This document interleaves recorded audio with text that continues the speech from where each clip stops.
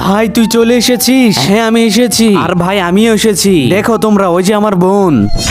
আর তোমাদের দুজনকে এই জন্যই ডেকেছি কারণ আমার বোন সন্ধ্যা হতেই কোথায় যেন চলে যায়। আর আজকে আমরা তিনজন যাবো ওর পিছে পিছে, দেখি ওই কোথায় যায়। আরে বেটি দাঁড়া, তুই প্রতিদিন সন্ধ্যার পরে কোথায় চলে যাস? আরে মা চুপ করো, আমার ভাই যেন না জানে। আরে বেটি দাঁড়া, এই নে ভাই দুধের প্যাকেটটি ছিদ্র করে তোর বোনের ব্যাগের পিছনে লাগিয়ে দে। হ্যাঁ এই দুধ আস্তে আস্তে পড়ে যাবার আমরা বুঝতে পারবো এই কোথায় চলে যাচ্ছে। ঠিক আছে। আরে বোন দাঁড়া, কি হয়েছে ভাইয়া? তোর মাথায় কি জন্য পড়েছে? দাঁড়া আমি ঠিক করে দিচ্ছি। এই যে এটা ছিল, আমি ফেলে দিলাম, যা এখন চলে যা। ঠিক আছে চল চল চল। আরে ভাই এই লাইনটা তো পুরো জঙ্গলের মধ্যে নিয়ে যাচ্ছে।